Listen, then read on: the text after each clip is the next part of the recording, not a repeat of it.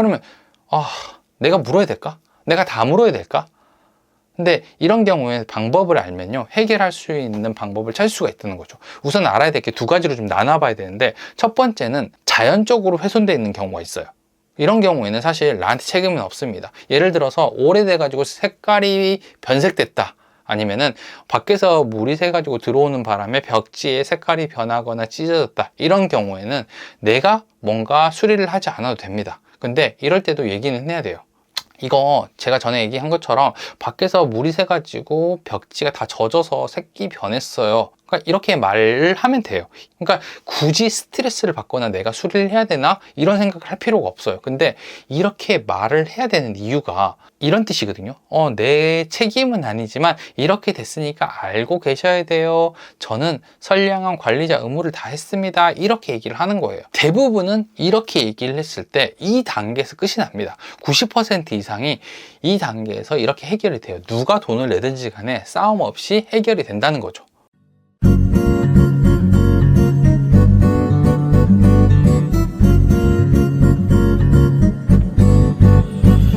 네, 안녕하세요. 반갑습니다. 버트농입니다. 오늘 이야기해 볼 주제는 도배예요.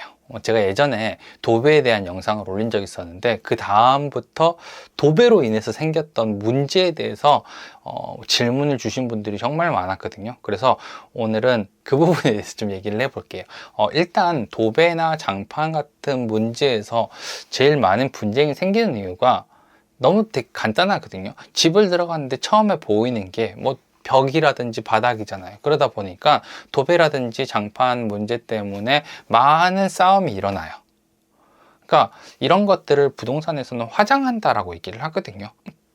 사는데 꼭 필요한 부분은 아니지만 예쁘게 꾸며놓으면 되게 좋은 것들, 그래서 예를 들면 도배라든지 장판이라든지 페인트칠 같은 이런 인테리어 부분에 속하는 부분들이 화장을 한다라고 얘기를 하거든요. 근데 이런 일 때문에 다툼이 많이 생기거든요. 그러니까 이게 사람마다 좀 차이가 있어요. 만약 도배가 이만큼 찢어졌다라고 한번 해볼게요. 근데 어떤 사람들은 살다 보면 도배가 좀 찢어질 수도 있지 라고 얘기를 하는 경우도 있고, 어떤 사람들은 이거 이렇게 하면 보기 싫으니까 방 전체 다 도배해 놓으세요, 이 집 전체 다 도배하세요, 이렇게 하는 사람들도 있다는 거죠. 이게 딱 정해진 게 아니라서 아무래도 사람마다 조금씩 다르고 충분히 입장에 따라서 다르게 생각을 할 수 있거든요. 그래서 이거를 좀 더 쉽게 해결할 수 있는 방법에 대해서 얘기를 해볼 건데, 되게 어려워 보이는데 사실은 대부분의 문제는 말로 해결이 가능해요. 그러니까 우리가 집에 들어가려고 하는데 이 집에 도배를 하고 싶어요. 그러니까 내가 마음에 드는 집이 생겨서 이 집에 들어가려고 하는데 도배를 해달라고 하면 집주인 해줄까? 해줄까요? 그러니까 월세만 해주는 거예요? 아니면 법으로 해주게 돼 있지 않느냐 얘기를 하는데, 사실 민법에 이런 내용이 나와 있긴 있어요. 임대인은 목적물을 임차인에게 인도하고 계약 존속 중 그 사용과 수익에 필요한 상태를 유지할 의무를 부담한다. 자, 그러니까 사용과 수익에 대한 부분을 법적으로 해줘야 되는 부분이 있지만, 사실 도배가 이 사용과 수익에 대한 부분에 들어가느냐, 아니면 도배가 있는데 깨끗하게 하는 게 이게 포함되느냐, 이건 좀 다른 얘기잖아요. 그래서 이게 되게 애매하단 말이에요. 꼭 해달라고 하기 어려워요. 또 월세는 해주고 전세는 안 해준다, 이런 것도 있는데, 이것도 사실 예전부터 내려오던 사회 통념상 이렇게 하는 거지, 실제로 월세랑 전세의 차이는 없거든요. 그러니까 월세를 해서 무조건 해달라 이렇게 하기가 좀 어려워요. 아까 전에 얘기한 것처럼 이 화장에 관한 부분은요, 되게 사람마다 다르게 생각을 한다는 거죠. 그래서 이거를 분명히 알고 있어야 돼요. 집주인은 도배를 안 해주고 싶어 한다. 자, 이거를 그냥 알고 있어야 돼요. 그래서 이제 제안을 해보는 거죠. 내가 집이 그러면 내가 물어야 될까? 내가 다 물어야 될까? 근데 이런 경우에 방법을 알면요, 해결할 수 있는 방법을 찾을 수가 있다는 거죠. 우선 알아야 될 게 두 가지로 좀 나눠봐야 되는데, 첫 번째는 자연적으로 훼손되어 있는 경우가 있어요. 이런 경우에는 사실 나한테 책임은 없습니다. 예를 들어서 오래돼 가지고 색깔이 변색됐다, 아니면은 밖에서 물이 새 가지고 들어오는 바람에 벽지에 색깔이 변하거나 찢어졌다, 이런 경우에는 내가 뭔가 수리를 하지 않아도 됩니다. 근데 이럴 때도 얘기는 해야 돼요. 이거 제가 전에 얘기한 것처럼 밖에서 물이 새 가지고 벽지가 다 젖어서 색이 변했어요. 그러니까 이렇게 말을 하면 돼요.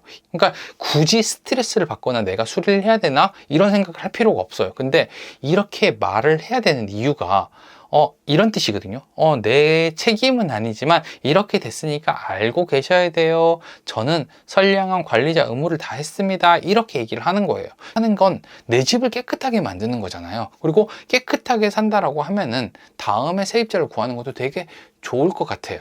뭐 한 달에 2만 원을 깎아주는 게 조금 손해긴 하지만 언젠가 나갈 수도 있는 돈이고 이번에 어떻게 보면 계약할 때 나갈 수도 있는 돈인데 내가 귀찮지 않고 아무것도 하지 않고 자기가 도배를 하겠다라고 하니까 괜찮은 것 같아요.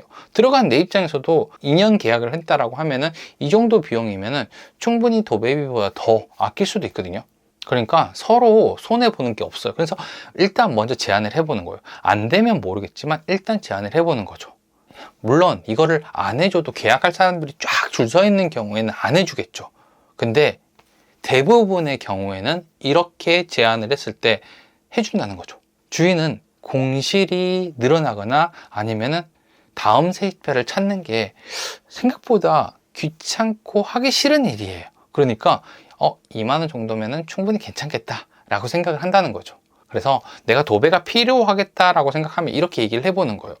그러면은 대부분은 원만하게 이루어집니다. 그리고 도배를 하고 들어갈 수 있는 거예요. 그럼 반대로 내가 나갈 때 문제가 생긴 경우에 대해서 한번 볼게요. 자, 문제가 생기면은 어떻게 될까? 그러니까 살다 보면은 우리가 도배라든지 장판이 조금씩 찢어지는 경우가 있단 말이에요. 그러면 내가 물어야 될까? 내가 다 물어야 될까? 근데 이런 경우에 방법을 알면요, 해결할 수 있는 방법을 찾을 수가 있다는 거죠. 우선 알아야 될 게 두 가지로 좀 나눠봐야 되는데, 첫 번째는 자연적으로 훼손되어 있는 경우가 있어요.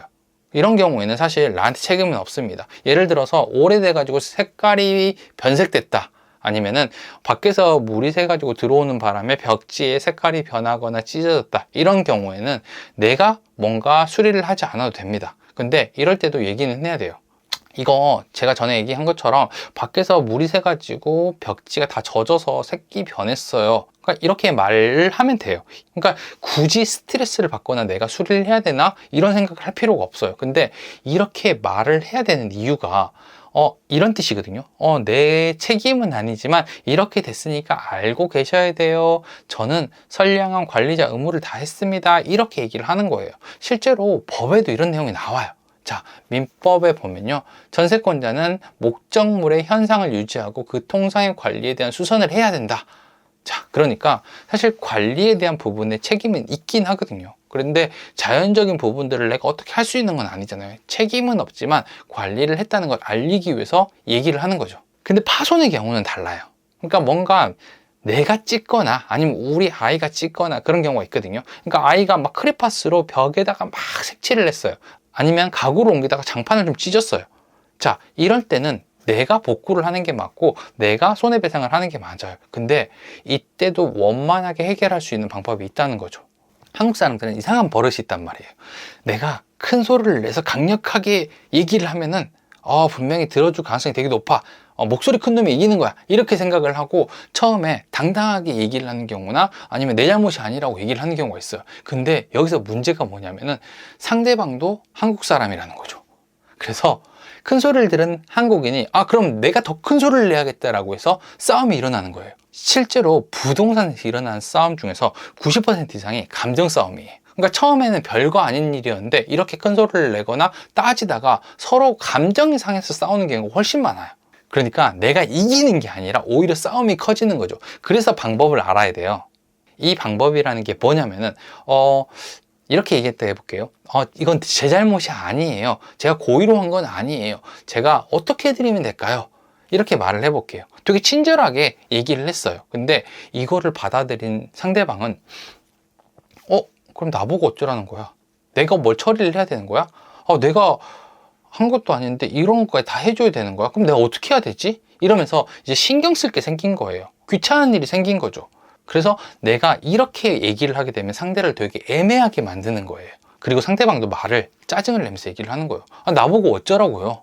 근데 이 얘기를 들은 나도 그렇잖아요. 나는 친절하게 분명히 얘기를 했는데 상대방이 짜증내면서 얘기해. 그러면은 뭐 큰 죄를 진 거야? 야, 내가 뭐 죽을 죄 졌냐? 라고 하면서 싸움이 일어나거든요. 그래서 이럴 때는 제안을 해야 돼요. 내가 먼저 제안을 합니다. 일단 벽지가 찢어지거나 장판이 찢어졌다라고 하면은 집주인에게 먼저 연락할 게 아니라 도배 가게나 아니면은 장판집에 연락을 해가지고 견적을 받아보는 거예요. 일단 여러 가지 견적을 받는 게 좋아요. 이 부분만 수선을 했을 때, 혹은 이 면을 수선을 했을 때, 아니면 이 방 전체를 수선을 했을 때, 이런 여러 가지 견적을 받고 확인을 해보는 거죠. 그 다음에 집주인에게 연락을 하는 거예요.